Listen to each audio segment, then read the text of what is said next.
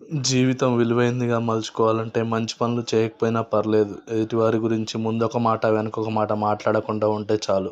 మనం ఎదుటివారితో మాట్లాడడం ఎంతో కష్టమైన పని. ఎందుకంటే ఒకే మాటను ఒక్కొక్కరు ఒక్కో విధంగా అర్థం చేసుకుంటారు. దాని ఫలితంగా బాధ కూడా పడవలసి వస్తుంది. కాబట్టి మాట్లాడేటప్పుడు జాగ్రత్తగా మాట్లాడాలి.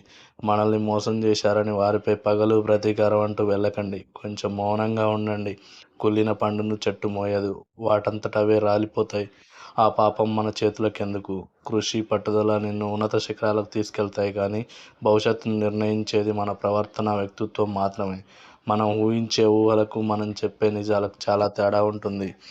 ఊహలు నిజం అవ్వడం అదృష్టం. ఊహలుగానే మిగలటం దురదృష్టం.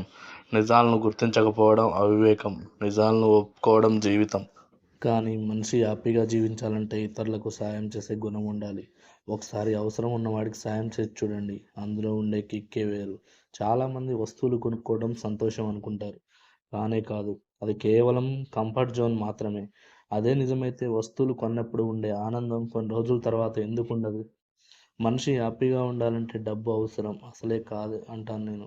అలాగైతే డబ్బు లేకుండా బతకగలవా అని అడుగుతారేమో. డబ్బు వల్ల వచ్చేది తాత్కాలిక ఆనందం మాత్రమే. ఒక్కసారి చిన్నపిల్లలతో ఆడుకొని చూడండి. ఆ హ్యాపీనెస్ ఎలా ఉంటుందో తెలుస్తుంది. అవసరం ఉన్న వాళ్ళకి రక్తదానం చేసి చూడండి. జీవితాంతం మంచి పని చేశాననే హ్యాపీనెస్ ఉంటుంది.